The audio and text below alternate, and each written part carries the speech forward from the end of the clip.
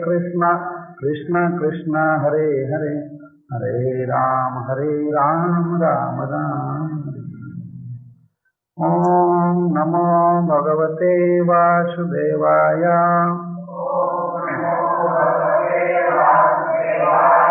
ओम नमो भगवते वासुदेवाय। ओम नमो भगवते वासुदेवाय।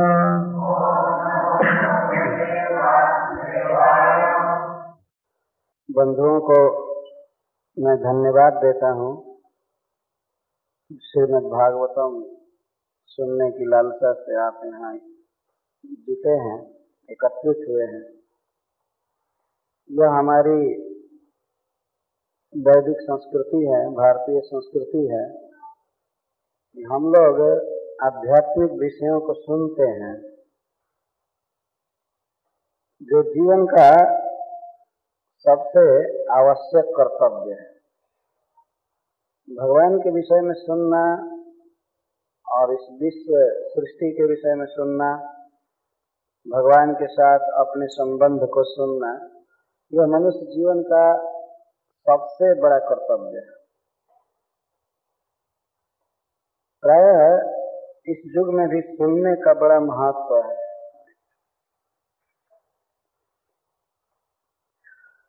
स्कूल कॉलेज में, यूनिवर्सिटी में लड़के जाते हैं सुनने के लिए, तो कई वर्ष तक सुनते हैं, है ना। तो सुनते हैं इसलिए कि वे जानते हैं कि हम सुनेंगे तो सुनकर इस जगत में हम अच्छा साधन प्राप्त करेंगे, अच्छी तरह से जिंदगी जिएंगे, इसके लिए सुनते हैं। और इंफीरियर क्लासों में, छोटे क्लासों में तो बहुत लिखना पड़ता है, चित्र बनाना पड़ता है, लेकिन मनुष्य ज्यों-ज्यों हायर कक्षाओं में जाता है, उच्च कक्षाओं में जाता है, तो सुनना ही मुख्य हो जाता है। लेक्चरर लेक्चर देता है और प्राय सुनते रहते हैं, है ना। और जब बच्चा क्लास में रहते हैं तो स्लेट पकड़वाते हैं लोग और कौआ क ऐसे चिन्ह खांचते रहते हैं, चिन्ह बनाते रहते हैं। लेकिन ज्यों-ज्यों ऊंची कक्षाओं में जाते हैं त्यों-त्यों बस श्रवण और कीर्तन, तो बोलना और सुनना ये होता है। तो इससे भी सिद्ध होता है कि श्रवण ही मुख्य है। हमने देखा है बनारस हिंदू यूनिवर्सिटी में सप्ताह में एक घंटी कोई प्रोफेसर पढ़ाते थे, लेक्चरर पढ़ाते थे, तो उनको बहुत भारी सैलरी दी जाती थी। सप्ताह में एक बार 45 मिनट पढ़ाते थे, 45 मिनट्स, और अन्य सबसे अधिक उनको वेतन दिया जाता था। तो 45 मिनट बोलने का वेतन उनको बहुत दिया जाता था। बोली की इतनी बड़ी कीमत है। और आजकल भी अटर्नी आदि जो हैं, इनकी बोली की बहुत कीमत होती है। वकील थोड़ी थोड़ी बात के लिए बहुत बहुत बड़ी बड़ी फीस लेते हैं। तो जब थर्ड क्लास की बातें, झूठी बातों का इतना वैल्यू है इस संसार में, सपना जैसे झूठी बातें हैं, फिर भी इसके लिए मनुष्य कीमत देता है, समय खर्च करता है। तो जो जीवन का सत्य है उसको सुनने में हमें क्यों नहीं समय लगाना चाहिए। तो जो विवेकी पुरुष होते हैं, महान होते हैं, वे हायर सब्जेक्ट्स को, आध्यात्मिक विषयों को सुनते हैं, और सारे विषय ग्रंथों में लिखे गए हैं, लेकिन सुनना पड़ता है। तो इसी परंपरा में यह श्रीमद् भागवत का श्रवण, तो हम लोग श्रीमद् भागवत सुनते हैं। हमारे भारतवर्ष में यह परंपरा है, और जो भी भारतवासी भारत से पाश्चात्य देश में आए हैं, कहीं भी दुनिया में किसी देश में गए हैं, तो आज भी वे अपनी संस्कृति को, अपने धर्म को बचा कर रखने का प्रयास कर रहे हैं, करते हैं। जगह जगह मंदिर है, भगवान के अर्चा विग्रह हैं, देवी देवता के अर्चा विग्रह हैं, मूर्तियां हैं। और कभी कभी भागवत का अनुष्ठान होता है, पूजा होती है, कीर्तन होता है। यह बहुत अच्छा है, वास्तव में ये होना ही चाहिए। देश छोड़ दे भले आदमी, लेकिन धर्म न छोड़े। देश तो छोड़ देता है मनुष्य जीने के लिए, जीविका के लिए, लेकिन अपना स्वभाव, अपना धर्म, अपनी संस्कृति कहीं नहीं छोड़नी चाहिए। और बहुत खुशी की बात है, मैं घूम घूम कर देख रहा हूँ कि सब जगह धर्म से प्रेम है। जो भी भारत छोड़ करके आए हैं, न्यूनाधिक रूप से अभी भी अपने धर्म से प्रेम है। तो धर्म का एक मुख्य अंग है भगवान के विषय में सुनना। तो श्री भक्तावतार दास जी के सत्प्रयास से यहाँ पर यह आयोजन हुआ है। मैं उनको धन्यवाद देता हूँ और आप सभी श्रोता बंधुओं को मैं धन्यवाद देता हूँ। मैं आभारी हूँ कि आप यहाँ सुनने के लिए अपना अमूल्य समय खर्च कर रहे हैं। यह नियम है कि श्रीमद् भागवतम प्रारंभ करते समय श्रीमद् भागवतम की कुछ महिमा कहनी चाहिए। आज का युग ऐसा है कि बिना कुछ महिमा सुने किसी कर्म में उसकी रुचि नहीं होती। ऐसे भागवत की जितनी महिमा है उतना तो हम लोग कह नहीं सकते हैं, लेकिन फिर भी कुछ कहना चाहिए। यह युग एडवर्टाइजमेंट का युग है। कितना एडवर्टाइजमेंट करते हैं लोग, कितना विज्ञापन करते हैं। तो अमेरिका में रहने वाले आप सब लोग देख ही रहे हैं। मैं देखा वो रोड पर घर के पास कोई पत्रिका, कोई कागज फेंक कर चले जाते हैं फ्री में। मैं पूछा ये सब कहाँ क्यों फेंका गया है? बहुत लोग बताते थे ऐसे ही फेंक दिए हैं कि इसमें से कोई पढ़ेगा, कुछ सामान खरीदेगा। कंडम से कंडम, तुच्छ से तुच्छ वस्तुओं का विज्ञापन किया जा रहा है सारे संसार में। तो यह कुछ परंपरा भी है। तो भागवत का विज्ञापन किया गया है।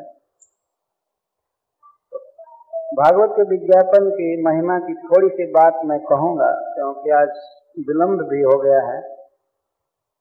प्रथम दिन प्राय ऐसा होता है। एक बार भागवत प्रारंभ होने वाला था बंबई में, हमारे मंदिर में 9 बजे प्रारंभ होने वाला था दिन के समय, और बज गया 11 बज गया चालू होने में। तो एक जज आए थे कथा सुनने के लिए, बीके दुबे, ब्रजेंद्र कुमार दुबे उनका नाम था। वो जज थे और 9 बजे आकर बैठ गए थे कुर्सी पर सुनने के लिए। मैं भी बैठ गया था 9 बजे आकर, लेकिन और सब सजाने में, ये सब करने में 11 बज गया। कथा प्रारंभ होने से पहले ही जज साहब ने कहा कि स्वामी जी, हमारा एक प्रश्न है, आई हैव ए क्वेश्चन। मैंने कहा पूछिए। उन्होंने कहा कि आप लोग झूठ क्यों बोलते हैं? जब आप लोग 9 बजे समय दिए थे तो 11 क्यों बजाए? ये मेरा प्रश्न है।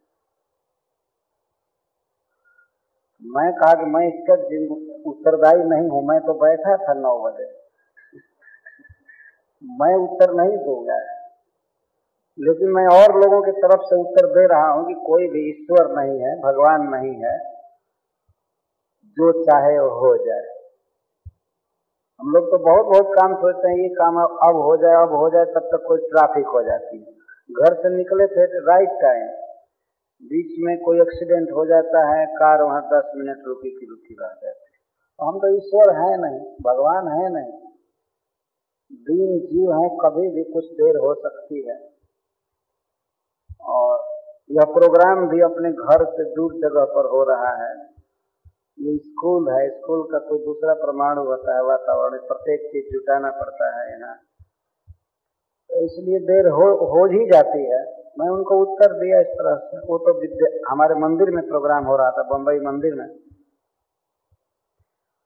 चाहते हुए भी विलंब हो जाता है वास्तव में, चाहते हुए भी। चाहता है कि न विलंब हो, लेकिन विलंब हो जाता है। इसके लिए आप क्षमा करेंगे। तो भागवत की महिमा थोड़ी सी मैं कह रहा हूं।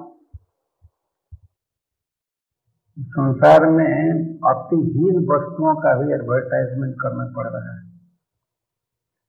शिव शास्त्र में श्रीमद् भागवतम का भी एडवर्टाइजमेंट है, विज्ञापन उसको कहते हैं संस्कृत में। तो जैसी परंपरा है उसके अनुसार मैं प्रारंभ कर रहा हूं। एक बार नैमिषारण्य में सूत गोस्वामी से वहां के ऋषियों ने पूछा। ऋषियों ने सौनक जी को अपना प्रधान व्यक्ति बनाया था कि जो कुछ पूछना होगा सूत गोस्वामी से सौनक जी पूछेंगे। सौनक जी समस्त शास्त्रों के विद्वान थे और आयु में भी सबसे बड़े थे,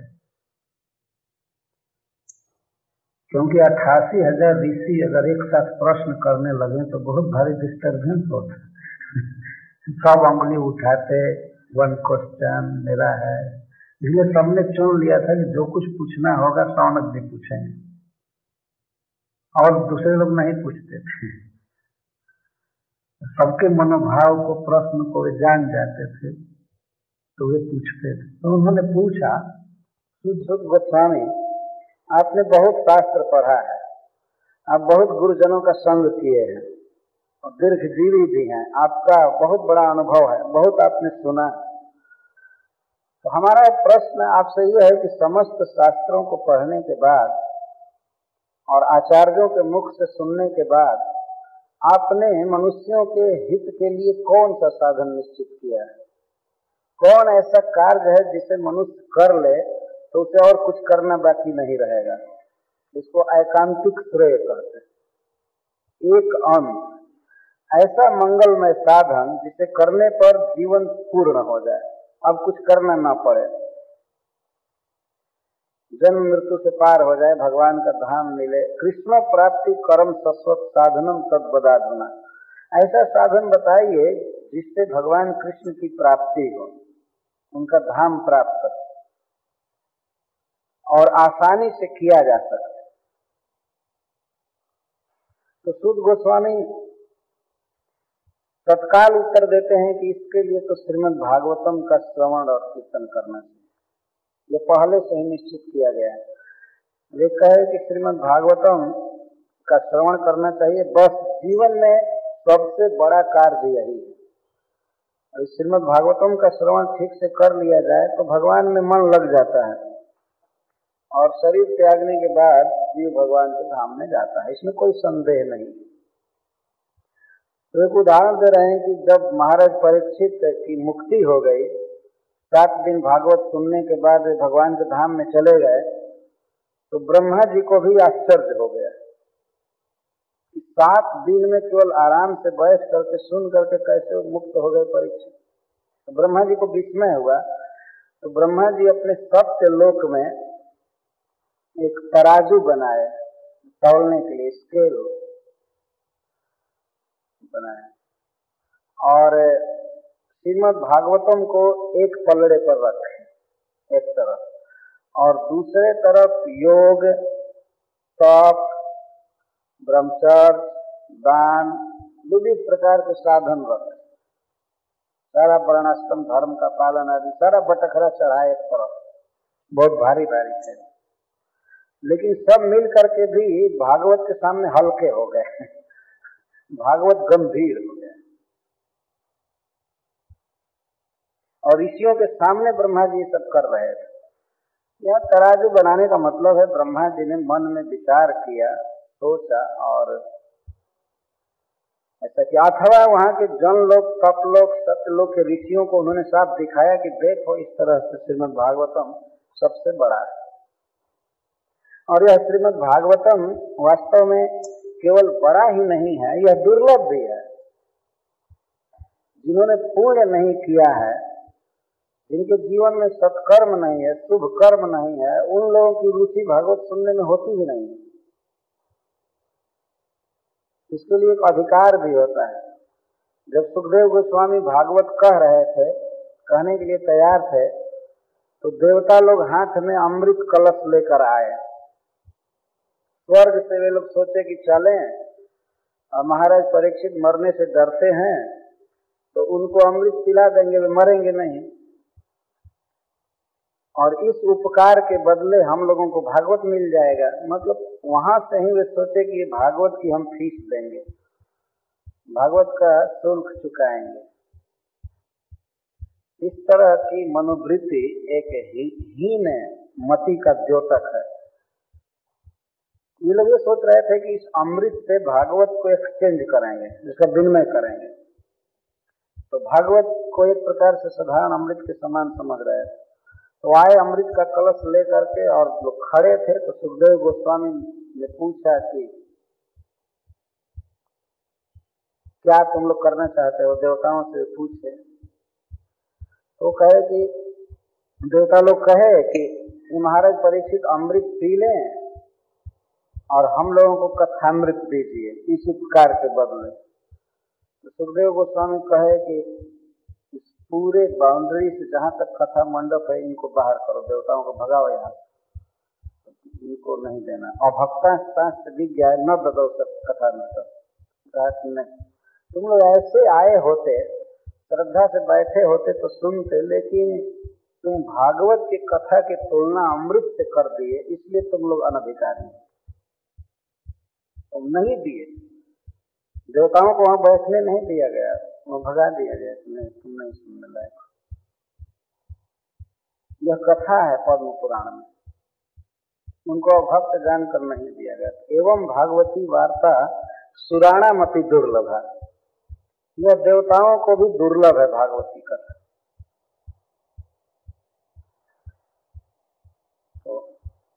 तो इसकी महिमा इस तरह की है। सूत गोस्वामी आगे कथा कहते हैं कि एक बार नारद मुनि इस पृथ्वी को सर्वोत्तम जानकर घूम रहे थे, इस पृथ्वी पर भ्रमण कर रहे थे।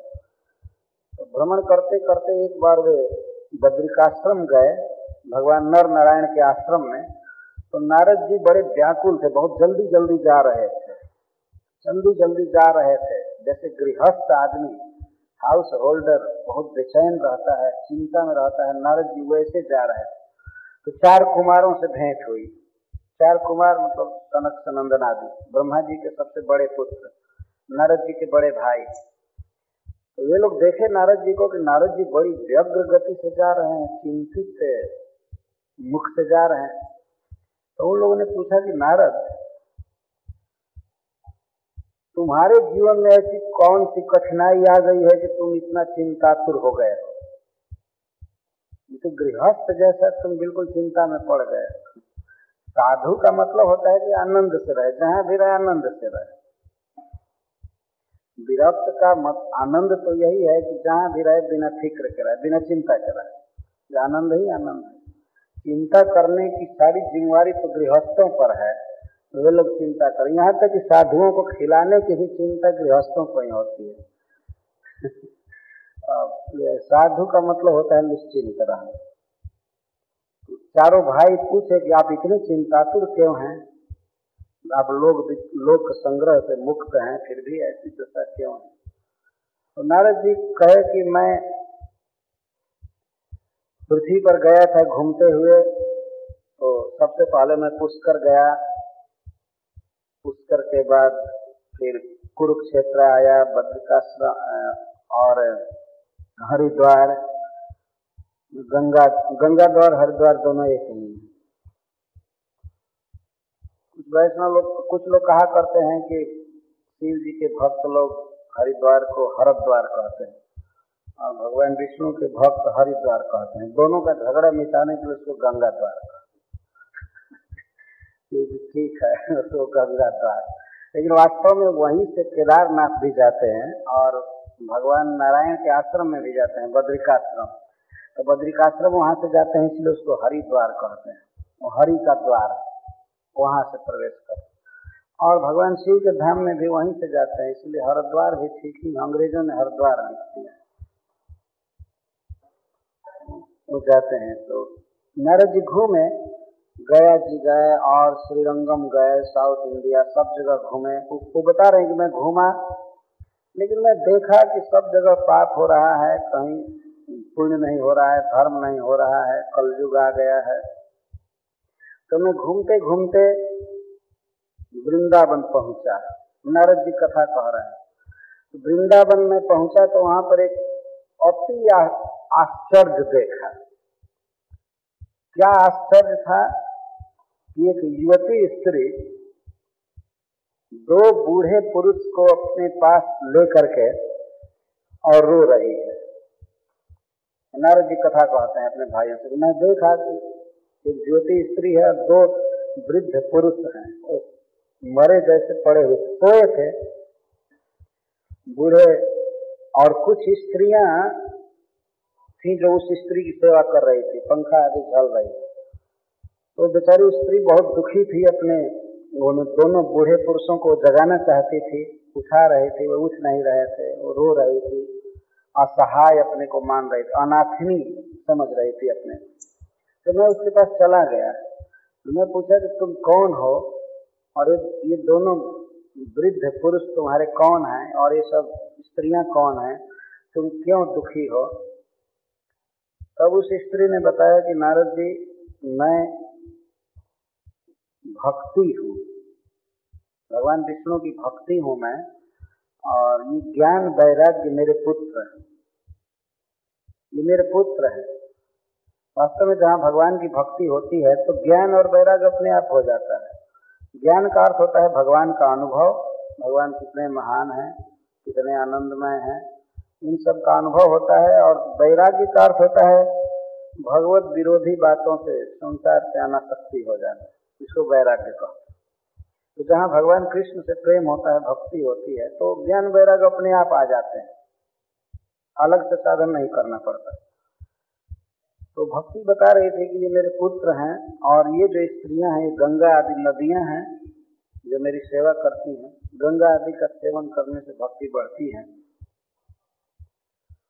नारद जी, मैं बड़ी दुखी हूँ कि मैं माँ होकर, तो मैं ज्योति हूँ और हमारे बेटे वृद्ध हैं, बूढ़े हो गए, तो इसका मुझे बहुत बड़ा दुख है। मैं इनको जगा रही हूँ, इनको युवक बनाना चाहती हूँ, लेकिन ये बन नहीं रहे हैं। और मैं अपना इतिहास सुना रही हूँ कि मैं दक्षिण भारत में जन्म ली थी। उत्पन्ना द्रविणेशाहम वृद्धिम कर्णाटके गता, क्वचित क्वचित महाराष्ट्रे गुर्जरे जीर्णताम गता। मैं द्रविड़ में उत्पन्न हुई, लो भक्ति प्रधान क्षेत्र है, बड़े बड़े आचार्य वहाँ हुए हैं, साउथ इंडिया। तो मैं द्रविड़ में उत्पन्न हुई और कर्नाटक में कुछ बढ़ी, महाराष्ट्र में भी कहीं कहीं मैं बढ़ी, जैसे पंढरपुर में और सब जगह वहाँ बढ़ी, लेकिन गुजरात में जाकर मैं जीर्ण हो गई। ये भक्ति आत्मकथा कह रही है। भक्ति गुजरात में जाकर जीर्ण हो गई। आज भी हम लोग देखते हैं कि गुजराती समाज को आसानी से ठगा जा सकता है। जितना भी मत और पंथ है, सब गुजरात में सबसे ज्यादा फ्लोरिस्ट है। जितना पाखंड है, उसकी राजधानी है गुजरात, इसमें संदेह नहीं है। ये भक्ति अपनी कथा कह रही है। आज भी हम लोग तो देखते हैं, घूमते हैं गुजरात में, तो सब तरह के पंथ और मत, भगवत विरोधी भी और भगवत भक्ति का भी प्रचार है। वहाँ भगवत भक्ति भी है, पुष्टि संप्रदाय का बहुत प्रचार है, तो उसमें तो भक्ति है। लेकिन इसके साथ ही साथ और भी बहुत बहुत प्रचार है। तो भक्ति की आत्मकथा कोई गलत नहीं है। तो मैं गुर्जरे जीर्णताम गता। नारद जी पूछते हैं कि गुजरात में क्या हो गया तुमको? तो वो कहती है, पाखंडा मैं पीड़िता, पाखंड रोग ने मुझे घेर लिया। भक्ति में पाखंड नहीं हो सकता है, मतलब चारों तरफ पाखंड का प्रचार हो गया गुजरात में। पाखंड का क्या मतलब होता है? खंड का अर्थ संस्कृत में चिन्ह होता है। पाखंड, पाप का चिन्ह पाखंड कहलाता है। मतलब भीतर से कुछ और परंतु बाहर से साधु, बाहर से महात्मा का भेष लेकिन भीतर से दूसरा, इसको पाखंड कहते हैं। जैसे इंद्र जब पृथु महाराज का घोड़ा चुराए थे, तो वे ऊपर से बहुत बहुत साधुओं का वेश बना रहे थे। बिल्कुल कृष्ण भक्ति के विरुद्ध, विष्णु भक्ति के विरुद्ध जो मत है वो भी अपने को साधु के रूप में पेश करते हैं, क्योंकि बिना साधु के रूप में पूजा नहीं मिलती। अपने मत का प्रचार करने के लिए उन्हें भी साधु का रूप दिखाना पड़ता है, इसको पाखंड कहते हैं। तो भक्ति कह रहे कि मैं वहां गई और इस तरह से छिन्न हो गई, लेकिन घूमते घामते मैं वृंदावन आई तो मैं पुनः तरुणी हो गई, मैं ज्योति हो गई। लेकिन मैं बहुत चिंता करती हूँ कि मेरे बेटे कैसे जवान होंगे, कैसे जगेंगे। तो हे नारद जी, आप तपोधन हैं, आप ब्रह्मा जी के मानस पुत्र, ब्रह्मा जी के पुत्र हैं। आपकी कृपा से प्रहलाद महाराज माया पर विजय पाए, ध्रुव महाराज माया पर विजय, ध्रुव महाराज ध्रुव लोक प्राप्त किए। बड़े बड़े राजा आपके शिष्य होते हैं, महान पुरुष। तो आप कृपा करके मेरा दुख दूर कीजिए, आप कोई उपाय कीजिए, आपके दर्शन से प्राय शांति होती है, आप कुछ उपाय कीजिए। तो नारद जी को बड़ी दया आई, वे भक्त थे ही, भक्ति का दुख दूर करने के लिए वे उपाय करने लगे। उपाय करने में सबसे पहले उस ज्ञान वैराग्य को, दोनों बूढ़ों को जगाने लगे। अरे ज्ञान उठो, अरे वैराग्य उठो, कान में बोलते थे। जब नहीं उठे तब वेद वेदांत घोषे से गीता पाठ है मुहुर मुहुर प्रबोधितोपि।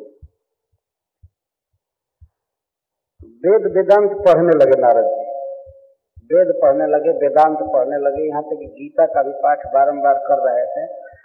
तो गीता का पाठ सुनने पर कुछ कुछ किंचित किंचित उत्थित, कुछ कुछ उठे, लेकिन फिर सो गए। वेद वेदांत घोष हुआ, ये सब सुनाया गया, गीता का पाठ सुनाया गया, तो ज्ञान वैराग कुछ उठा। मतलब गीता सुनने पर कुछ ज्ञान वैराग होता है, यह सिद्धांत। लेकिन फिर शिथिल हो जाता है। जहाँ विषय बयार आती है, विषय का झोंका आता है कि वो ज्ञान खत्म हो जाता है, वैराग भी नष्ट हो जाता है, तो फिर वो सो जाते हैं। तो नारद जी बड़ी चिंता में पड़े, अब हम क्या करें। वेद वेदांत का घोष करने पर, पाठ करने पर, गीता पाठ करने पर भी ज्ञान वैराग नहीं जग रहे, तो बड़ी चिंता में पड़े। तो भक्ति को उन्होंने कहा कि अच्छा ठीक है, तुम यहाँ धीरज रखो, यदि मैं भगवान का दास होऊंगा तो तुमको घर घर में प्रचारित करके रहूंगा। अन्य धर्मों का तिरस्कार करके यदि तुमको मैं घर घर में नहीं स्थापित कर दिया तो मैं कृष्ण का दास नहीं। ठीक है, तुम चिंता मत करो। इसके बाद नारद जी ऋषियों के आश्रम में पहुंचने लगे और पूछने लगे कि ऐसी ऐसी बात है, भक्ति की दुर्दशा है, ज्ञान वैराग्य मरे जैसे हो गए, उपाय बताइए। तो वे लोग शास्त्र खोल खोल करके पढ़ पढ़ करके कहते थे, जब वेद वेदांत और गीता पाठ से वो ज्ञान वैराग्य नहीं जगे तब असंभव है जगना। कुछ लोग तो ये सुनते थे कि नारद जी पूछने आ रहे हैं तो लोग भाग जाते थे कि हमारी बेइज्जती न हो, हम तो कुछ जानते नहीं, अब कौन सा साधन बताएं। नारद जी कह रहे हैं उसी साधन को जानने के लिए मैं सोचा कि बद्रिकाश्रम में आकर तप करूं। भगवान नारायण मुझे बताएंगे, नर नारायण बताएंगे, आप लोगों से भेंट हो गई, मतलब 4 कुमारों से भेंट हो गई, तो आप सबसे बड़े साधु हैं, आप बताइए वो साधु। क्योंकि नारद जी जब ज्ञान वैराग को जगा रहे थे, भक्ति को सुखी करना चाहते थे, तो उस समय आकाशवाणी हुई कि हे नारद जी, आप ज्ञान वैराग और भक्ति को पुष्ट करने के लिए सत्कर्म कीजिए, अच्छा कर्म कीजिए, और उस कर्म का उपदेश आपको साधु पुरुष करेंगे, सत्पुरुष करेंगे। तो आकाशवाणी ने भी कोई साफ कहा नहीं, आकाशवाणी ने साफ कहा नहीं। तो नारद जी पूछे 4 कुमारों से कि कौन सा सत्कर्म है जो आकाशवाणी ने कहा, कौन सा सत्कर्म है और कौन पुरुष उपदेश करेंगे। आप लोगों से बड़ा पुरुष कोई है नहीं, कोई सत्पुरुष नहीं है आपसे बढ़कर, इसलिए आप बताइए कि वो कौन सा सत्कर्म है। तो 4 कुमारों ने बताया कि आश्चर्य है नारद जी कि आप इस प्रश्न को पूछ रहे हैं, आपको पता नहीं है श्रीमद् भागवतम का पठन और श्रवण ही सबसे बड़ा सत्कर्म है। जब वेदव्यास देव अज्ञान में डूबे थे, चिंतित थे असंतुष्ट थे तो आपने भागवत का उपदेश किया उनको, आपने उनका शोक दूर किया था, और आप स्वयं ऐसा प्रश्न कर रहे हैं, आश्चर्य की बात है। आपको ऐसा प्रश्न नहीं करना चाहिए। आप श्रीमद् भागवतम की कथा सुनाइए, भक्ति ज्ञान वैराग्य बढ़ जाएंगे, उनका प्रचार सब जगह हो जाएगा। ये सबसे बड़ा साधन है।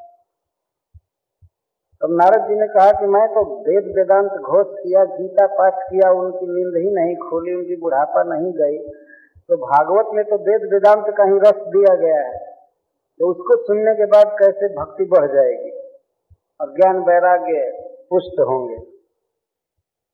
भागवत में भी तो वेदांत का रस है, वेद का रस है। तो चार कुमारों ने समझाया कि हाँ, उसमें वेदांत का रस है, लेकिन जैसे वृक्ष एक वस्तु है, लेकिन वृक्ष में जब फल लगता है तो फल का कुछ और स्वाद होता है। लकड़ी खाए कोई और कोई फल खाए, दोनों में अंतर होता है कि नहीं? तो वृक्ष से ही फल निकला है, लेकिन फिर भी फल में विलक्षण स्वाद होता है। दूध में सब जगह घी छिपा रहता है, लेकिन जब मथ करके घी अलग कर दिया जाता है तो उस घी का स्वाद कुछ और होता है। ये गन्ना में, इच्छू में सब जगह रस रहता है, लेकिन उसको जब बाहर निकाला जाता है, उसकी मिश्री बनाई जाती है, शुगर कैंडी, तो उसका कुछ और स्वाद होता है। तो श्रीमद् भागवतम का कुछ विलक्षण प्रभाव है, स्वाद है। आप भागवत की कथा कहिए, लोग सुने, इससे ज्ञान वैराग्य बिल्कुल युवक हो जाएंगे, भक्ति बिल्कुल सुखी हो जाएगी, सब जगह प्रचार हो जाएगा। तब नारद जी ने कहा कि ठीक है, तो मैं आप लोगों को ही भागवत का वक्ता चुन रहा हूं, आप लोगों को कथा कहनी होगी। तो चार कुमार स्वीकार कर लिए, तो ठीक है। तो बद्रिकाश्रम में निश्चित हुआ, प्रपोजल रखा गया कि भागवत की कथा होगी। कहाँ पर होगी? नारद जी कहे कि हरिद्वार में कथा होगी। गंगा जी का तट है, बालुका बिछी हुई है, बहुत अच्छा आनंद नामक तट है, पर सबसे पहले भागवत सप्ताह हुआ। पहला भागवत सप्ताह हरिद्वार में हुआ और वक्ता थे चार कुमार। तो जब भागवत की कथा वो लोग प्रारंभ कर रहे थे तो उस समय भागवत की महिमा कह रहे थे। कोई भी व्यक्ति चाहे कितना भी पाप किया हो, यदि भागवत सुनता है तो पवित्र हो जाता है, क्योंकि इसमें भगवान का वर्णन होता है बारंबार, तो पवित्र हो जाता है। मैं ऐसा समझता हूँ आप लोगों को कष्ट हो रहा है गर्मी से ना?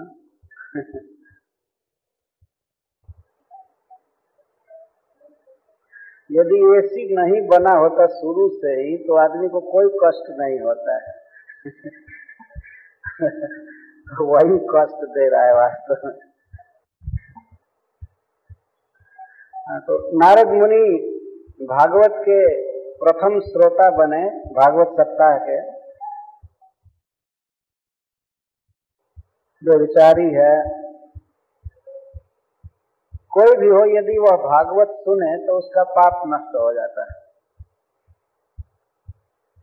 बहुत प्रकार के पापों का वर्णन किए हैं चार कुमार। कहते हैं कोई भी व्यक्ति हो उसे भागवत सुनना चाहिए, भगवान की शरण में आना चाहिए। भागवत सुनने का मतलब है भगवान के निकट आना, भगवान के गुणों का वर्णन किया जाता है। तो नारद जी ने पूछा कि कोई ऐसा व्यक्ति है पूर्व इतिहास में जो बहुत बड़ा पापी हो और भागवत सुनने से ही परम पवित्र हो गया हो? तो चार कुमारों ने एक उदाहरण दिया, एक इतिहास कहा। इतिहास का अर्थ होता है सच्ची घटना। इतिहास कोई मनगढ़ंत कथा नहीं होती है। आज के युग में मनुष्यों में यह बहुत भारी कमी है, बहुत बड़ा रोग हो गया है। तो किसी ग्रंथ को यह कहता है कि काल्पनिक, ये इमेजिनेशन है। इसका कारण यह है कि आज के युग में इतनी पुस्तकें, इतने ग्रंथ, इतनी किताबें काल्पनिक लिखी जा रही हैं कि आदमी करे क्या। चारों तरफ झूठी कथाएं लिखी जा रही हैं, उपन्यास से, उपन्यास को अंग्रेजी में क्या कहते हैं? नॉवेल। नॉवेल तो जितना भी नॉवेल लिखा गया है, ये स्टोरी लोग लिखते हैं, कहानी, उपन्यास, जो भी सारा झूठा लिख रहे है कि नहीं? और फिर उसका शूटिंग करते हैं, उसका मूवी बनाते हैं और देखने वाले रोते हैं या हंसते हैं, और वो भी जानते हैं कि ये झूठा है, लेकिन उन पुस्तकों को पढ़ते रहते हैं। दिमाग में बात आ गई है कि जैसे ये सब पुस्तकें झूठी हैं, वैसे ही वैदिक ग्रंथ भी झूठा है। इसको कहते हैं अभिनिवेश, आवेश हो जाना किसी वस्तु का। जैसे कोई बच्चे घूमते हैं, घुमरी परेता उसको कहते हैं हम लोग, घुमरी खेलते हैं, घुमरी परेता, तो उनके आंखों में उद्घूर्णा छा जाती है, आंखें घूमने लगती हैं। तो उन घूमती हुई आंखों से वे देखते हैं कि वृक्ष घूम रहा है, ये घर घूम रहा है, रोड घूम रहा है, कुछ भी नहीं घूम रहा है, घूम रही है उसकी आंख, है कि नहीं? आंख घूमती है, न कि भवन घूम रहा है, लेकिन दिखाई पड़ता है कि ये सब घूम रहे हैं। तो उस घूमती हुई आंख से आदमी जो कुछ भी देखता है तो घूमता हुआ नजर आता है। तो झूठी कथाओं को पढ़ते पढ़ते आदमी का दिमाग झूठ से बिल्कुल भर गया है, इसीलिए भागवत आदि को भी सोचता है ये भी झूठा है, उन्हीं आंखों से वो देखता है, झूठी कथा सुनता है। हमारे यहाँ भारतवर्ष में एक गीत है, मोहब्बत की झूठी कहानी पर रोए। छोटी छोटी किताबों में झूठे मोहब्बत की कथा है, वो झूठी कथाएं हैं। एक तो मोहब्बत भी झूठा है और वो पात्र भी सब झूठे हैं, और पढ़ने वाले रोते हुए ट्रेन में पढ़ते हुए चलते हैं इंडिया में, खुश होते हैं या रोते हैं, झूठी बातें पढ़ कर। झूठ को ग्रहण करने की का अभ्यास हो गया है, आदमी सत्य को ग्रहण नहीं कर रहा है, और सत्य को यदि बताया जाता है तो कहता है ये भी तो ऐसा ही। व्यास जी ने कल्पना करके लिख दिया होगा, न कोई राम है, न कृष्ण है, न ये न है, न वो है, न ये न, ये तो झूठी कथाओं को पढ़ने का अवसर हो गया है, इसीलिए आदमी इसको झूठा कहता है। लेकिन है यह सच्चा इतिहास। हमारे यहाँ लोग कथा कहानी कहते हैं, मैं सुना हूँ बचपन में, जब सोने का समय होता है, जब जाते हैं सोने के लिए, तब किसी से कहते हैं थोड़ा कहानी सुनाओ, और सोए सोए सुनते हैं। वो सोने जा रहे हैं और ये कहते हैं कि जरा कोई कथा कहो जिससे नींद आवे, कोई कथा कहो, और वो आदमी कथा कहना चालू करता है झूठा जोड़ करके, एक राजा था, एक रानी थी, ये था वो था, और लेकिन वो पहले से ही प्रॉमिस करा लेता है कि तुमको हुंकारा भरना पड़ेगा, हकारा भरना पड़ेगा, बीच बीच में हाँ ठीक है कहना पड़ेगा। और जब वो बीच में बोलना बंद कर देता है, नहीं हकारा भरता है, तो कहता है सो रहे हो क्या? तो कहता नहीं अभी सो नहीं रहे हैं, चलो कहो।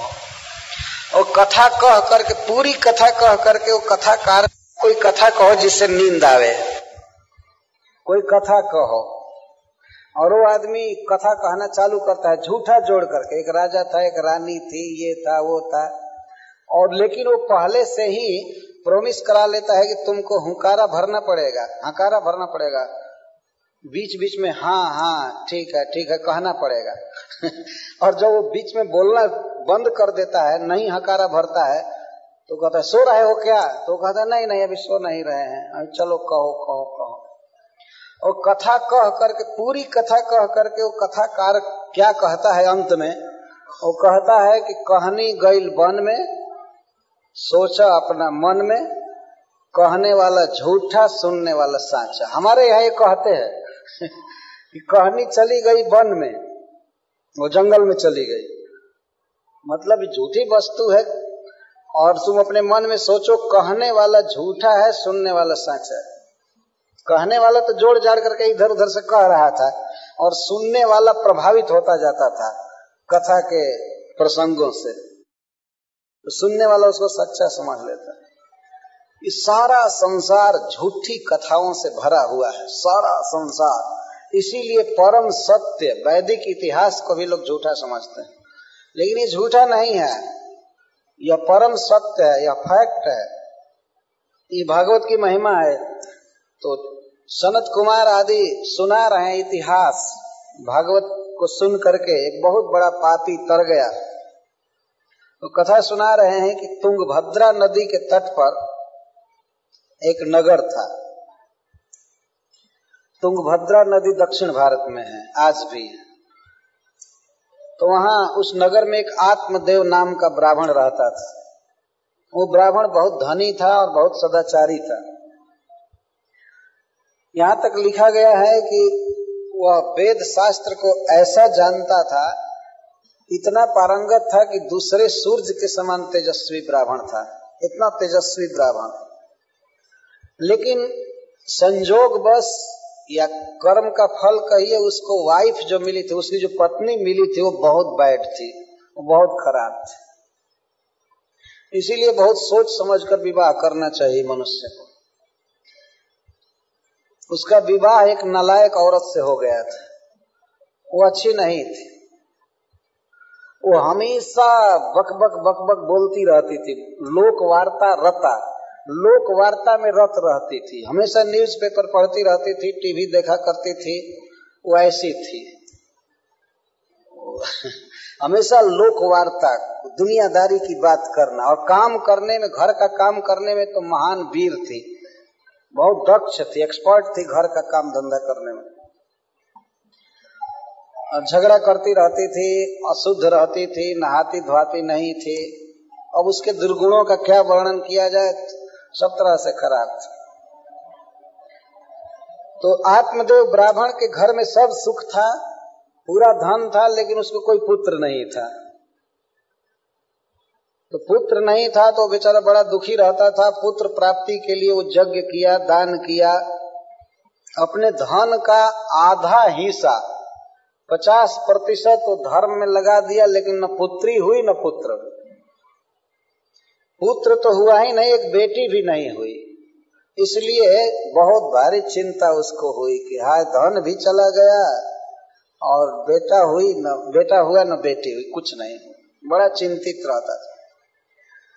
और ऐसी लोक में मान्यता है और शास्त्रों में भी लिखा गया है कि जिस व्यक्ति को पुत्र नहीं होता है और यदि वह स्वयं धर्म का आचरण नहीं किया है तो उसका आगे का जीवन बड़ा खतरा से पूर्ण रहता है। अगर पुत्र है तो पुत्र कुछ ऐसा सत्कर्म कर देता है जिससे पिता की सद्गति हो जाती है। इसीलिए पुत्र की कामना करनी चाहिए मनुष्य को। सुयोग्य पुत्र होना बहुत अच्छा है। कई ऐसे इतिहास हैं। प्रहलाद महाराज ने अपने पिता को तार दिया, सगर महाराज के पुत्रों को भगीरथ जी ने तार दिया। ऐसी बहुत सी घटनाएं हैं। पुत्र होना आवश्यक है। आजकल के लोग तो विवाह करना चाहते हैं, लेकिन वो चाहते हैं कि हमको कोई संतान न हो, बस बिल्कुल राक्षस हो गए हैं। उनको इंद्रिय तृप्ति चाहिए, बाकी कोई जिम्मेवारी नहीं चाहिए किसी के पालन पोषण की। और इधर पाश्चात देश में मैं तो सुना हूं कि अपने घर से लड़का को निकालने के लिए लोग पार्टी देते हैं कि आज हम इसको घर से बाहर कर रहे हैं, आइए हमारे यहाँ खाइए पीजिए और आशीर्वाद दीजिए कि हमसे इसका कोई नाता न रहे, ये चला जाए जहां जाना हो चला जाए। ये ऐसा देश है, ऐसा समाज। लेकिन वैदिक समाज ऐसा नहीं है। पुत्र में और पिता में बहुत घनिष्ठ प्रेम होता है और दोनों एक दूसरे के सहायक होते हैं। लोक परलोक में सब जगह सहायक होते हैं। तो उसको बड़ी चिंता हो रही थी। वो एक दिन वो घर से निकल गया। आत्मदेव ब्राह्मण उद्विग्न होकर घर से निकल गया और सोचा कि अब क्या करूं। तो गया एक जगह, एक सरोवर था, तालाब। तो वहां पानी पिया, पानी पी करके बैठा था। तब तक एक ऋषि आए, एक सन्यासी आए उधर से। तो सन्यासी भी जल पिए सरोवर का, एक पेड़ के पास बैठे, वृक्ष के पास बैठे, तो ये गया उनसे मिलने के लिए। बड़े तेजस्वी सन्यासी थे, बहुत तेज था उनका प्रभाव था। तो गया और उनके आगे जाकर प्रणाम किया वो आत्मदेव ब्राह्मण, और रोने लगा, फफक फफक कर रोने लगा। तो सामान्य आदमी के हृदय में भी दया उत्पन्न हो जाती है। वो तो सन्यासी थे, दयालु थे। पूछने लगे कि अरे भाई, तुमको क्या चिंता है, क्यों रो रहे हो, मैं तुम्हारी क्या सहायता करूं, क्या हेल्प करूं, बोलो। तो वो कहा कि क्या कहूं महात्मा जी, मैं अपने दुख का कारण, मेरे घर में जो फल आता है, जो फ्रूट आता है, वो थोड़े ही समय में सड़ जाता है। मैं अपने घर में जो भी गाय रखता हूँ वो भी बांझ हो जाती है, जो वृक्ष लगाता हूँ उसमें भी फल नहीं आता है। हमारे हाथ का दिया हुआ कोई देवता लोग नहीं ले रहे हैं, पितर भी नहीं ले रहे हैं, क्योंकि मैं बिना बेटा का हूँ, बिना पुत्र का हूँ। बिना पुत्र का होना एक पाप है। इसलिए मैं अब मरने के लिए आया हूँ, मैं आत्महत्या करना चाहता हूँ। ये झूठ बोल रहा था, साधु में दया उत्पन्न करने के लिए ये बात कह रहा था। मैं मरने आया हूँ और मैं आपके सामने ही अब मरना चाहता हूं। तो सन्यासी ने कहा कि अरे इसमें मरने की क्या जरूरत है, बेटा नहीं है तो तुम मर जाओगे। नहीं नहीं, तुम पुत्र की इच्छा ही मत करो, पुत्र से बड़ा दुख होता है। चित्रकेतु महाराज को दुख हुआ था, सगर महाराज को दुख हुआ था, पुत्रों से बहुत बहुत दुख होता है। बेटा से चिंता मत करो, सन्यास ले लो, घर छोड़ दो, भगवान का भजन करो, उसमें सुख है। और महात्मा ने यह भी कह दिया कि तुम एक जन्म की क्या चिंता करते हो, 7 जन्मों तक तुमको न पुत्री होगी न पुत्र होगा। मैं तुम्हारे ललाट की अक्षर मालिका को पढ़ रहा हूँ, तुम्हारे ललाट की रेखा पढ़ रहा हूँ। इस जन्म में तो क्या 7 जन्म तक न पुत्री होगी न पुत्र होगा। इतना सुनने पर तो वो और रोने लगा और ये समझ गया कि जो 7 जन्म की रेखा पढ़ सकता है वो पुत्र भी दे सकता है। इसलिए नाटक करना चालू किया। कहा कि नहीं, हमको सन्यास से कोई मतलब नहीं है, हम विरक्त नहीं होंगे, आप हमको पुत्र दीजिए, नहीं तो आपके चरणों में मरूंगा, यहीं पर मरूंगा। जब सुन लिया कि 7 जन्म की रेखा पढ़ लिया तो उसको विश्वास हो गया कि पहुंचा हुआ साधु है, ये जरूर पुत्र की व्यवस्था कर सकता है। वास्तव में हम लोगों के हाथ में और ललाट में सब जगह लिखा हुआ है कि हम पहले क्या थे और बाद में क्या होंगे, सब कुछ लिखा हुआ है। लिखने का मतलब ये है कि हम क्या होंगे, क्या करेंगे, वो लिखा हुआ है। यही करना होगा तुमको, ये नहीं लिखा हुआ है। आप समझ रहे हैं ना? जैसे हम लोग प्लेन पकड़ते हैं तो उसी समय लिख दिया जाता है कि कहाँ उतरेंगे, क्या खाएंगे, नट्स फ्रूट्स खाएंगे कि बर्गर खाएंगे, आपको क्या खाना है, वो वहीं लिख दिया जाता है। रिजर्वेशन जिस दिन होता है महीनों महीनों पहले सब लिख दिया जाता है। वो लोग नहीं लिखते हैं कि तुमको यहीं उतरना पड़ेगा, लेकिन कहाँ उतरना है वो लोग लिखते हैं, हमसे पूछते हैं। ऐसा नहीं कि हम कह दें कि जहां का मन करे वहां का टिकट दे दो, वो सब चीज निश्चित रहता है। तो हम लोगों का निश्चित है। निश्चित मतलब जो कुछ होने वाला है वो सब पता है, ईश्वर को लिखा हुआ है। कोई कहे कि हाथ में तो बहुत कम लिपियां हैं, इसमें क्या क्या लिखा जाएगा, लेकिन वो कंप्यूटर का जो छोटा सा डिस्क होता है, आप तो सब लोग सोच समझते हैं, उस कंप्यूटर के छोटे डिस्क में, कैसेट में कितनी बातें होती हैं, वॉल्यूम्स एंड वॉल्यूम्स बुक्स होते हैं उसमें। तो क्या ये छोटे से हाथ पर ब्रह्मा नहीं लिख सकते हैं करोड़ों करोड़ों जन्म की बात? ये सहज संभव है। ललाट में लिखा हुआ है, सब जगह लिखा हुआ है।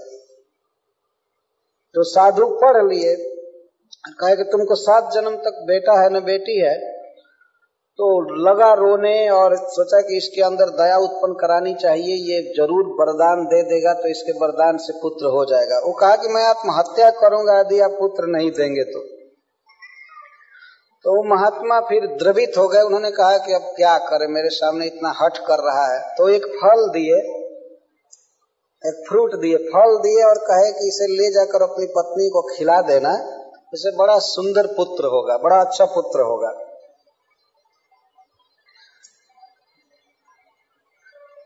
लेकिन उस पुत्र से तुमको सुख नहीं होगा। तो ये सोचा कि शायद उदंड हो जाएगा, हमारा बेटा उच्छृंखल होगा, इसलिए दुख होगा। लेकिन something is better than nothing, कम से कम बेटा तो हो जाए, भले सुख मिले या न मिले, तो चलो बेटा हो जाए। तो फल दे दिए और लेकर के फल गया, अपनी पत्नी को दिया, कहा कि देखो इसको ये खाना है। और महात्मा ने बहुत बहुत नियम बनाया है कि तुमको जब तक गर्भ रहे तब तक सत्य बोलना है। पुत्र होने के बाद चाहे 24 घंटे झूठ बोला करना, लेकिन कम से कम जब तक गर्भ है तब तक सत्य बोलना है, स्नान करके रहना है, सदाचार का पालन करना है। बहुत बहुत नियम बताया। तो उसको तो फल खाना नहीं था, उसे पुत्र की इच्छा नहीं थी। और जो स्त्री थी वो बहुत बदमाश थी, उसको पुत्र की इच्छा नहीं थी और सोचती थी मैं ऐसे ही सुखी हूं। तो कहा कि फल खा लो, तो वो कहती है कैसे खा ले, सन्यासी का दिया हुआ फल बिना नहाए खा ले? अरे नहाऊंगी, पूजा पाठ करूंगी, इसके बाद खाऊंगी। जाइए आप अपना काम कीजिए, अपना जाप देखिए, आप जाइए अपने काम पर, ऑफिस जाइए, चाहे कुछ भी जाइए, हम खा लूंगी। उसको खाना नहीं था। तो जब उसका पति चला गया अपने जॉब पर, तो वो अपनी सखी से रो रो करके कहने लगी क्या करूं, देखो ये फल लाया है, फल खाने पर गर्भ हो जाएगा, हमारे लिए बहुत भारी समस्या उत्पन्न होगी। फल भक्षेण गर्भः स्यात् गर्भेण उदर वृद्धिता।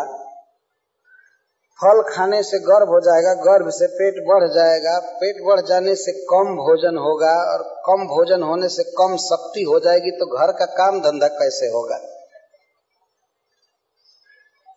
इस तरह से विचार कर रहे कुतर्क जोग उपस्थित कर रही है। इस संसार की सभी स्त्रियां इसी राक्षसी जैसा सोचने लगे तब तो सृष्टि ही बंद हो जाएगी। खाने को नहीं मिलेगा, अल्प शक्ति हो जाएगी, तो घर का काम नहीं होगा। और कदाचित गांव में डकैती पड़ेगी, चोर आएंगे, लूटे पीटेंगे, तो सब लोग तो भाग जाएंगे, लेकिन मैं भारी शरीर वाली कैसे भागूंगी। अभी से सोच रही कि गांव में चोरी होती ही रहती है, डकैती होती है, डाकू लोग लूटते हैं, तो और सब लोग भाग जाएंगे, मैं पकड़ी जाऊंगी। प्रहलाद की माता के समान मैं पकड़ी जाऊंगी। ब्राह्मणी थी, इसीलिए इतिहास पुराण सुनी थी, जानती थी, लेकिन सदाचारी नहीं थी। और फिर कहती है कि कहीं सुखदेव गोस्वामी की तरह यदि बच्चा बाहर नहीं आएगा तो मैं तो ऐसे ही मर जाऊंगी। ये भी वो कहती है। सुखदेव जी की कथा सुनी होगी। ब्राह्मण की पत्नी थी तो घर में कुछ कथा वार्ता चलती होगी,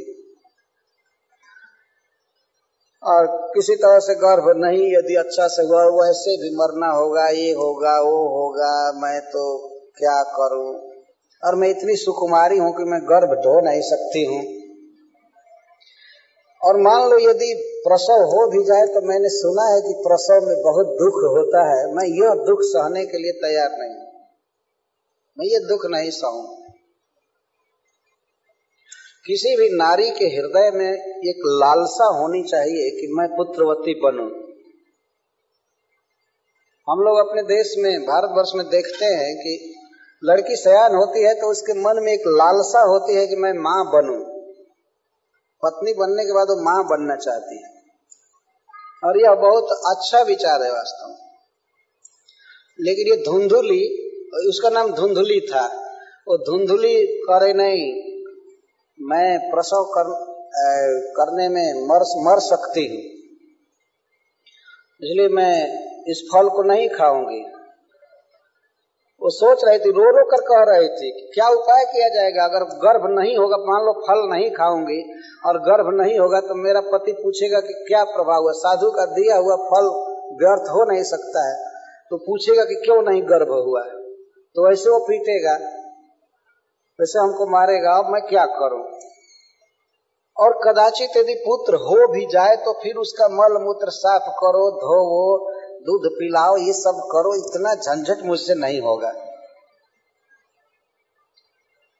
तो जिससे बात कर रही थी वो उसकी बहन थी, तो वो कही कि देखो मुझे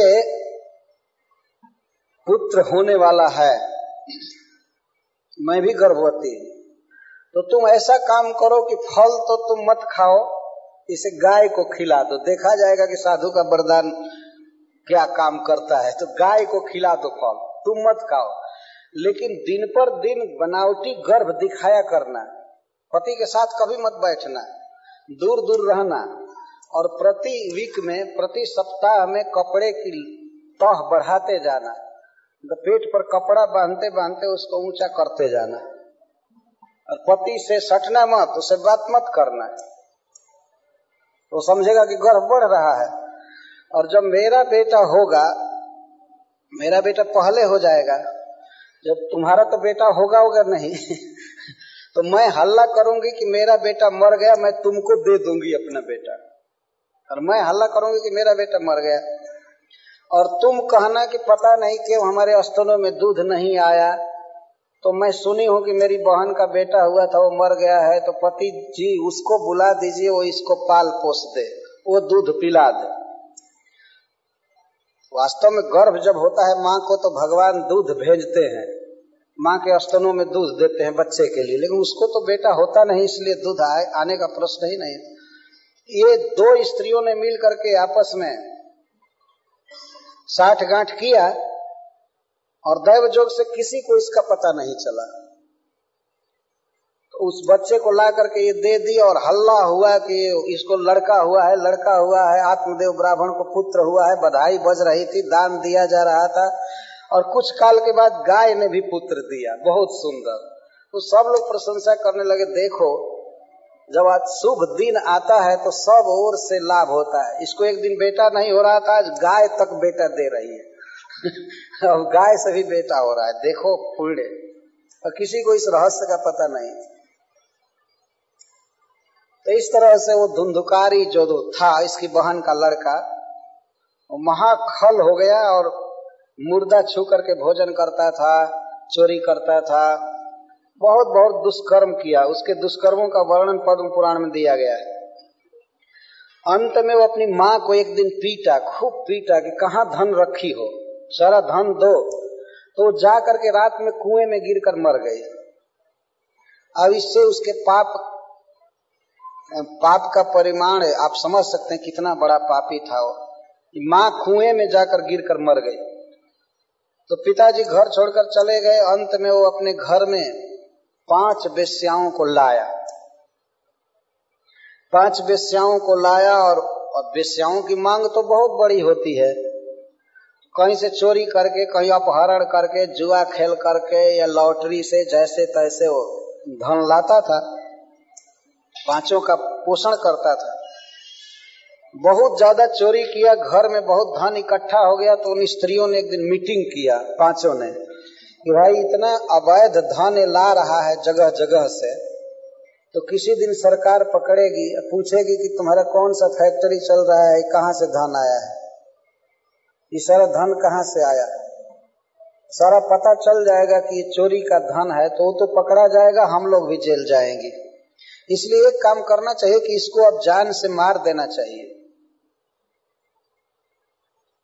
इसकी हत्या कर देनी चाहिए, नहीं तो हम लोग जेल की हवा खाएंगे।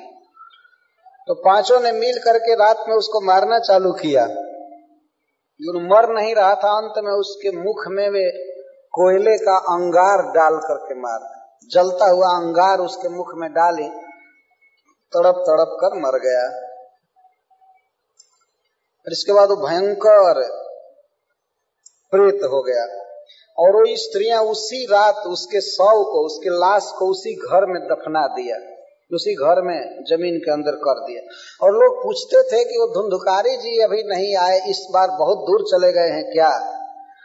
तो वो लोग कहती थी हाँ धन के लोभ से बहुत दूर चले गए हैं इस समय, वो कहती थी। और किसी दिन बारी बारी से वे निकल कर भाग गई। गोकर्ण जी भी घर छोड़ करके चले गए थे। इसके भाई, उनको पता लगा कि मेरे भाई को वेश्याओं ने मार दिया है, तो वे गए गया जी में पिंडदान किए। इसके बाद अपने गांव पर आए, घर में सोए थे आंगन में, तो कभी हाथी के रूप में, कभी भेड़ा के रूप में, कभी हवा के रूप में, आंधी के रूप में ऐसे उनके सामने आ रहा था। तो गंगा जी का पानी लिए थे कमंडल में, को छिड़के उस पर, तो उसे बोलने की शक्ति आ गई और बोला कि हे भैया, मैं आपका भाई धुंधुकारी हूँ, मैं बहुत बड़ा पापी हूँ, मुझे वेश्याओं ने इस तरह मार दिया है, मैं दुर्गति में पड़ा हूँ, आप मेरा उद्धार कीजिए। तो गोकर्ण जी ने कहा कि तुम्हारे उद्धार के लिए मैं गया जी में श्राद्ध करके आया हूँ, इससे तुम्हारी मुक्ति नहीं हुई। तो धुंधकारी कहता है कि सैकड़ों गया श्राद्ध से भी मेरी मुक्ति नहीं होगी, कोई दूसरा उपाय कीजिए, कोई दूसरा बलवान साधन कीजिए। तो गोकर्ण जी कहे कि ठीक है, तुम शांति से रहो, मैं उपाय करूंगा। वो रात भर रहे। सवेरा जब हुआ तो ब्राह्मणों की बस्ती थी, ब्राह्मणों का गांव था। गोकर्ण जी ने कहा कि हमारे भाई की दुर्गति हो गई है, ऐसे ऐसे क्या उपाय किया जाए। तो कोई कुछ नहीं बता रहा था। लोग कहे कि जब गया जी में श्राद्ध करने से मुक्ति नहीं हुई तो अब कोई उपाय नहीं है।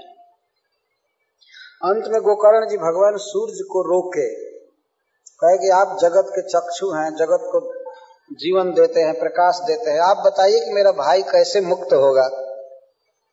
तो सूर्य भगवान ने कहा कि आप इसके लिए श्रीमद् भागवत का सप्ताह वाचन कीजिए, श्रीमद् भागवत की कथा कहिए, आपका भाई सुनेगा तो मुक्त हो जाएगा, इसमें संदेह नहीं है। तो गोकर्ण जी भागवत सप्ताह रखे और ये भावना किए, जैसे हम लोग संकल्प ले रहे थे भागवत सुनने का, तो उन्होंने भाई की ओर से संकल्प किया कि हमारा भाई सुने। तो उस धुंधुकारी के लिए कोई स्थान नहीं था, वहां एक सूखा बांस था, पोल गाड़ा गया था, तो उसी बांस में वो आकर के बैठ गया और सुनने लगा। प्रथम दिन कथा जब पूरी हुई तो बांस का एक पर्व फटा। रोज लोग सुनते थे कि कथा के बाद बांस का पर्व फट रहा है, पोर फट रहा है, लेकिन लोग समझते नहीं थे। अब में 7वें दिन जब 7वां पर्व फटा तो धुंधुकारी पार्षद रूप में प्रकट हुआ, भगवान विष्णु के पार्षद के रूप में। इस पाप ही केवल नहीं गया बल्कि उस संसार से मुक्त हुआ, भगवान का साक्षात पार्षद बना। और हाथ जोड़ करके वो धुंधुकारी गोकर्ण जी से कहा कि धन्य है भागवत की वार्ता, केवल 7 दिन भागवत सुनने से मेरे सारे पाप नष्ट हो गए और मैं भगवान के धाम में जाने का अधिकारी हो गया। यह प्रत्यक्ष इतिहास है, वास्तव में यह सच्ची घटना है। तो भागवत की महिमा स्वयं ही धुंधुकारी अपने मुख से कहा कि धन्य है भागवत की वार्ता। और उसने उपदेश भी किया, इस शरीर को हम अजर अमर नहीं रख सकते हैं। प्रातः जत संस्कृतम चानम सायं तच्च विनश्यति। देखते हैं सवेरे जो अन्न बनाया जाता है वो शाम को बासी हो जाता है, तो उसी अन्न से बना हुआ शरीर कैसे अजर अमर हो सकता है। जो अन्न या फल स्वयं ही सड़ जाता है उसको खा करके हम शरीर को अजर अमर बना नहीं सकते। तो जब तक हमारा शरीर है तब तक हम भगवान की भक्ति करें, भागवत पढ़ें, भागवत सुने। ये धुंधुकारी उपदेश किया और कहा कि देखो मैं प्रमाण हूं कि भागवत सबसे बढ़ करके है, सबसे बड़ा साधन है। और 7 दिन बैठ करके सुनना होता है, इसमें और बहुत प्रयास नहीं है। कुछ नियम हैं भागवत सुनने के। एक नियम यह है कि 7 दिन तक मनुष्य को पूर्ण ब्रह्मचर्य का पालन करना चाहिए, स्त्री या पुरुष दोनों को पूरा ब्रह्मचारी रहना चाहिए 7 दिन, ये नियम लिखा गया है। और यदि संभव हो तो जमीन पर सोना चाहिए। जब बहुत भारी भारी गद्दा पर लोग सोते हैं वैसे नहीं सोना चाहिए 7 दिन तक। नीचे अधः शयनम नीचे सोना चाहिए। पता नहीं इस देश में इस अधः का क्या अर्थ होगा। हम लोगों के यहाँ तो सीधे जमीन पर सो जाते हैं लोग। तो देश काल के अनुसार कुछ कुछ तो नियम का पालन करना ही चाहिए। और एक और नियम है कि भक्ति से विमुख लोगों के साथ 7 दिन तक बात नहीं करनी चाहिए। जो लोग पाखंडी होते हैं, भगवान विष्णु की निंदा करते हैं, मूर्ति पूजा आदि नहीं मानते हैं, उनके साथ 7 दिन बात न करें। ये नियम लिखा गया है। भाषण न करे, क्रोध न करे किसी पर, क्रोध का कारण भी हो, अवसर भी आ जाए तब भी चुप रहे, क्रोध न करे। और घर की चिंता छोड़ करके भागवत सुने। हमारे भारतवर्ष में तो बहुत देर देर तक लोग भागवत सुनते हैं, सवेरे भी, दोपहर के बाद भी, रात में भी, लेकिन यहाँ तो केवल शाम को रखा गया। ये है देश का अंतर, इसको देश काल कहते हैं। लेकिन कम से कम अपने काम धंधा से छुट्टी पाने के बाद शाम को 2 घंटे तक भागवत सुने, भगवान उससे ही प्रसन्न हो जाएंगे। इस प्रकार इसके कुछ नियम हैं, तो हम लोग अपेक्षा करते हैं कि श्रोताओं को जरूर यथाशक्ति नियमों का पालन करना चाहिए। जब तक ये शरीर है, इसी शरीर से धर्म करना है, कर्म करना है, नियम पालन करना है। अगर ये शरीर चला जाएगा तो फिर नियम पालन का भी कोई प्रश्न नहीं रहेगा। दूसरे जीव कोई नियम पालन नहीं करते हैं, ऊपर का बनाया हुआ नियम पालन नहीं करते। जैसे कुकुर है, कुकुर मतलब डॉग, कुत्ता के लिए आदमी नियम पालन करता है, वो पालन नहीं करता है। ऐसा दिमाग आज के आदमी का हो गया। देख रहे कुत्ते की सेवा करते हैं। एक दिन मैं गया था एक स्टोर हाउस में ह्यूस्टन में, तो एक भक्त बताया कि केवल केस कटाने का $80 लगता है एक जगह पर, केस को एक डिजाइन में कटाने का। और कुत्ता का वहीं पर एक व्यक्ति कटा रहा था, उसको $100। कुकुर का केस कटाया जा रहा था, उसका $100 लग रहा था। हमें भी सुने हैं कि लोग कुत्ता लेकर के चलते हैं तो एक बाकेट हाथ में लिए रहते हैं, और जहां वो शौच करता है उसको टांग लेते हैं। क्या अधम दशा हो गई आदमी की। कुत्ते के लिए जूता, कुत्ते के लिए जैकेट, और कुत्ते के लिए फूड स्टोर होता है अलग, उसको भोजन लाते हैं, करते हैं। इस तरह की अशुद्धि नहीं रखनी चाहिए। जो लोग भी इस तरह रख रहे हों उनको सुधार करना चाहिए अपने वास्तव में। ये गॉड की सेवा नहीं करने के कारण माया डॉग की सेवा कराती है। प्रभुपाद जी लिखे हैं इसको कि जब मनुष्य भगवान की सेवा छोड़ देता है तो माया कहती है तब कुत्ते की सेवा करो, क्योंकि डॉग के ठीक उल्टा गॉड है।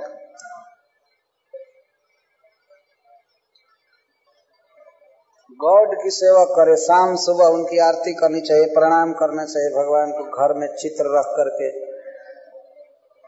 आजकल तो घरों में लोग कुत्ते, बिल्ली, यही सब दुकान से खरीद करके रख देते हैं सब जगह। बड़ा विकट युग आ गया है।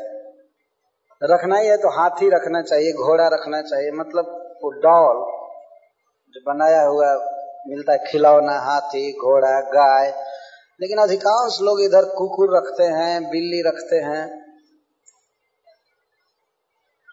और पश्चिम के लोगों के साथ में पढ़ करके भारत के लोग भी उसी में बहते जा रहे हैं, वो भी बहते जा रहे हैं।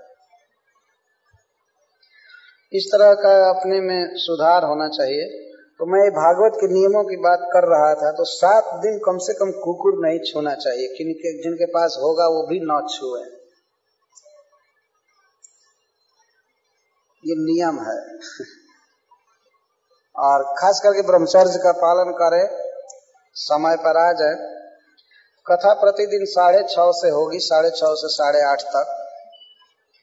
और मैं तो कभी भी टाइम एक्सीड नहीं करता हूँ। मुझे जो समय दिया जाता है मैं समय से ज्यादा कथा नहीं कहता लेकिन समय पर आ जाना चाहिए, यही हमारी प्रार्थना है। कल से हम लोग भागवत की कथा प्रारंभ करेंगे। तो आज मैं महात्म्य सुनाया, महात्म्य सुनने पर लोगों की श्रद्धा बढ़ती है। हम लोगों का प्रयास है कि लोगों को सही वस्तु मिले। हमें तो कोई गुण नहीं है लेकिन फिर भी प्रभुपाद जी की आज्ञा से भागवत कहते रहते हैं, लोग आयोजन करते हैं। और ये हमारे गुरु महाराज श्रील प्रभुपाद जी का सेंटेनियल ईयर चल रहा है, तो उस उपलक्ष्य में भी हम लोग ये भागवत सप्ताह रखे हैं। तो आप अपने बंधु बांधवों को लाइए, और भी अधिक से अधिक संख्या में, यही प्रार्थना है। हरे कृष्ण।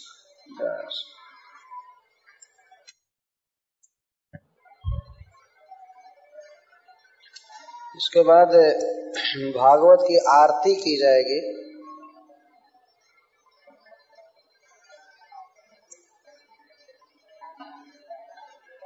सब लोग खड़े हो जाएंगे अपने अपने स्थान पर जब आरती होगी। तो इनका एक प्रश्न है कि 7वें स्कंद में लिखा गया है कि कुत्ता, बिल्ली, कीट, पतंग सबको अपने पुत्र के समान मानना चाहिए। तो उसमें सर्प का भी नाम आया है, तो उसमें सर्प भी है। तो पुत्र के समान मानने का मतलब यह है कि सब में भगवान को देख करके सबका सम्मान करे, लेकिन व्यवहार एक समान नहीं किया जा सकता है। व्यवहार भिन्न भिन्न होगा। सांप के साथ व्यवहार दूसरा होगा। ऐसा नहीं कि हम उसको पुत्र मान करके और अपने गोद में उठा ले। सांप को यदि गोद में उठाएंगे तो मर जाना पड़ेगा। तो कुत्ते के साथ हम प्रेम करें, लेकिन उस प्रेम का मतलब ये नहीं होता है कि हम उसको छुएं या उसकी टट्टी बाल्टी में लेकर के ढोए, यह अर्थ नहीं होता है। आरती अति पावन पुराण की,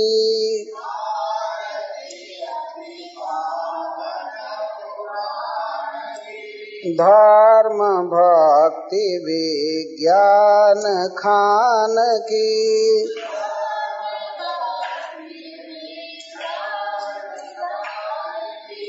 महापुराण भागवत निर्मल। आरती बदल बदल करके और लोग भी कर सकते हैं बारी बारी से। सुख मुख विगलित निगम कल्प फल,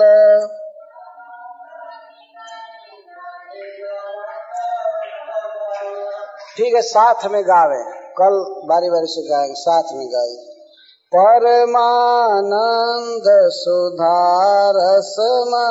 कल लीला रति रस रस निधान की, आरती अति पावन पुराण की, कलिमल मथनी त्रिताप निवारिणी, जन्म मृत्युमय भव भयहारिणी, सेवत सतत सकल सुखकारी, सुमहोषधि हरि चरित गान की, आरती अति पावन पुराण की, विषय विलास विमोह विनाशिनी, विमल विराग विवेक विकासिनी, भगवत तत्व रहस्य